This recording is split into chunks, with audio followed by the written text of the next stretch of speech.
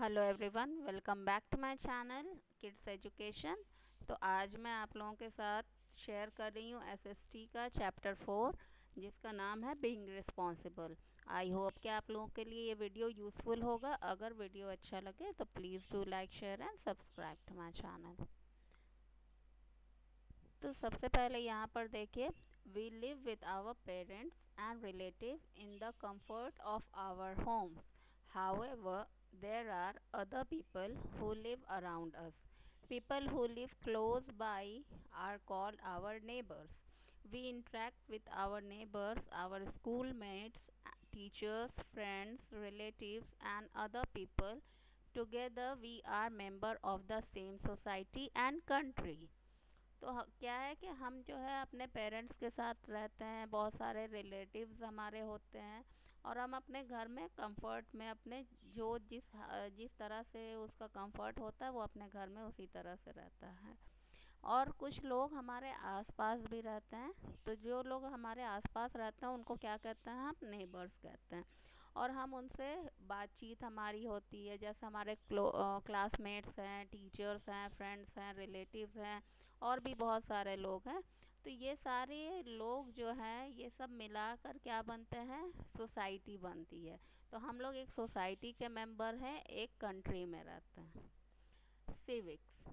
We live together and help each other in different ways. Citizens of a country work together to ensure smooth functioning of the nation.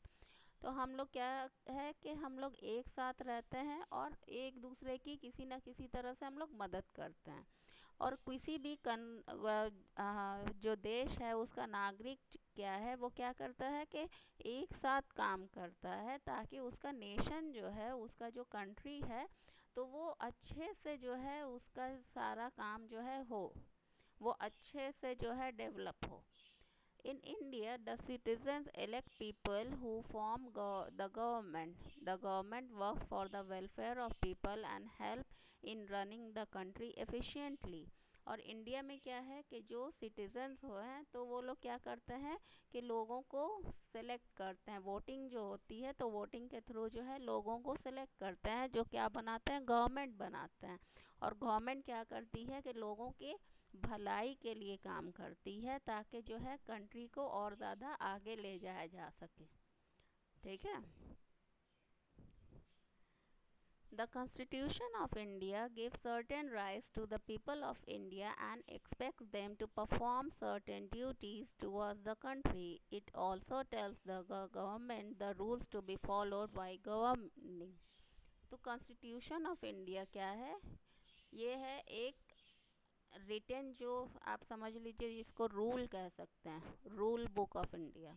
तो ये क्या करता है कि लोगों को कुछ राइट्स देता है और उसके अलावा कुछ ड्यूटी भी देता है कि जो कि as a citizen of India, India के नागरिक होने के नाते आपको ये सारी चीज़ें जो है करनी होंगी। ठीक है। और उसके अलावा गवर्नमेंट को भी वो बताता है कि किस तरह से उसको रूल करना। The study of interaction between citizen, their rights and duties and the formation and functioning of the government is called civics. और जो इन चीज़ों की स्टडी होती है सिटीजन्स के बारे में, उनके राइट्स, उनकी ड्यूटी, और किस तरह से गवर्नमेंट बनता है और किस तरह से काम करता है, इसकी स्टडी को हम क्या कहते हैं, सिविक्स कहते हैं। Here we study about the role and function of the government, the problems in the country, and how the citizen can help in solving those problems. तो हम जो है क्या पढ़ेंगे कि किस तरह से जो है क्या रोल है और क्या काम है गवर्नमेंट का, क्या प्रॉब्लम होती है किसी कंट्री की, और किस तरह से वहाँ के लोग, वहाँ के नागरिक जो हैं उन प्रॉब्लम को सॉल्व कर सकते हैं। Being responsible. As studied earlier, citizens of a country enjoy certain rights but are expected to perform some duties also. These duties are toward both the people and public property. We also need to care for the things around us. This is called being civic minded. और जैसा कि हम लोग आगे पढ़ चुके हैं कि हमें कुछ राइट मिली है, कुछ हमारे हक हैं, और उसके अलावा कुछ हमारी ड्यूटी भी है। ये ड्यूटी किसके प्रति है, यहाँ के लोगों के प्रति और यहाँ की जो भी पब्लिक प्रॉपर्टी है उसके प्रति। ठीक है, जब हम ये अपने आसपास की चीज़ों की का ध्यान रखते हैं, केयर करते हैं, तो इसको क्या कहा जाता है? सिविक माइंडेड कहा जाता है। Being a good neighbour, as member of a society we should know our neighbors and other people with whom we interact. We should be caring and helpful towards them. We should also be kind and compassionate. हाँ, तो एक society का ना member होने के हिसाब से हमें क्या होना करना चाहिए कि हमें अपने आसपास के लोगों से जो है इंटरेक्ट करना चाहिए, मतलब बातचीत करनी चाहिए, उनकी मदद करनी चाहिए, उनका ध्यान रखना चाहिए। और हम मतलब कि बहुत ही ज़्यादा नरमी से, काइंडली जो है हमें उन लोगों से इंटरेक्ट करना चाहिए। We should be good to our neighbors. We should be polite to them and offer help when they need it. As good neighbors, we should not do anything that would upset or cause harm to other people. It is also our duty to think about the well being of everyone around us. तो एक अच्छे neighbour, एक अच्छे पड़ोसी होने के नाते हमें जो है उन लोगों से बहुत नरमी से पेश आना चाहिए, और जब उनको ज़रूरत हो तो हमें उनकी हेल्प करनी चाहिए। गुड नेबर्स को ऐसा बिल्कुल नहीं करना चाहिए कि किसी को आपकी वजह से तकलीफ़ हो। ठीक है, और आप जैसे अपनी भलाई का सोचते हैं वैसे ही आप दूसरों की भलाई का भी सोचें। Being a good citizen, the thing at home like book, clothes, television, refrigerator, etc. belongs to you and your family. They are your private property. हमारे घर में जो भी चीज़ें होती हैं तो वो हमारी होती हैं, तो वो हमारी प्राइवेट प्रॉपर्टी होती हैं। तो it is our responsibility, it is your responsibility to look after your things. तो हम अपनी चीज़ों का ध्यान रखते हैं, हर चीज़ का। Things around in our surroundings like park, roads, buses, trains, schools and hospital are there to benefit us all. They all are public property. तो जो हमारे आसपास की चीज़ें हैं जैसे कि पार्क्स है, रोड है, बस है, ट्रेन्स, स्कूल, हॉस्पिटल, तो ये सारी चीज़ें हमारे फ़ायदे के लिए बनाई गई हैं, और ये सारी चीज़ें क्या है? पब्लिक प्रॉपर्टी, मतलब इसको सारे लोग यूज़ करते हैं और ये सबकी होती है। They belong to everyone. Monuments are evidence of our past. It is our duty to preserve these monuments. We need to ensure that no harm is caused to them. We should maintain them and not destroy them. तो बहुत सारे जो पुराने monuments हैं, जैसे कि आप ताजमहल देखने जाते हैं या फिर रेड फोर्ट देखने जाते हैं या कहीं पर भी कोई भी पुराने मॉन्यूमेंट को देखने जाते हैं, तो हमारी ये ड्यूटी है कि हम उसको प्रिजर्व करें।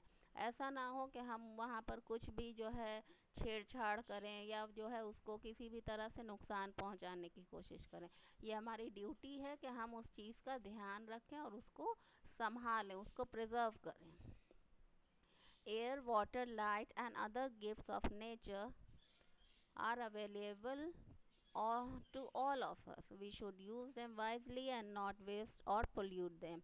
और बाकी जो चीज़ें हमें नेचर से मिली हैं जैसे कि हवा, पानी, लाइट, ये सारी नेचर ने हमें गिफ्ट दी हैं, और इन सारी चीज़ों को भी हमें अच्छे से इस्तेमाल करना चाहिए और उनको बर्बाद नहीं करना चाहिए, ना ही उनको गंदा करना चाहिए। It is every citizen's right to enjoy these facilities, but at the same time, as responsible citizen of other country, we should be civic minded. There are certain government bodies which help in maintaining public property. However, the primary responsibility lies with us, the citizen. तो एक citizen होने के एक नागरिक होने के हिसाब से हमें कुछ राइट भी है और बहुत सारी फैसिलिटी भी मिली है, लेकिन उसके साथ ही हमें उस फैसिलिटी के साथ रिस्पॉन्सिबिलिटी भी मिली है उस चीज़ की। ठीक है, तो हमें क्या होना चाहिए? सिविक माइंडेड होना चाहिए। Sorry. Elections. India is the world largest democracy.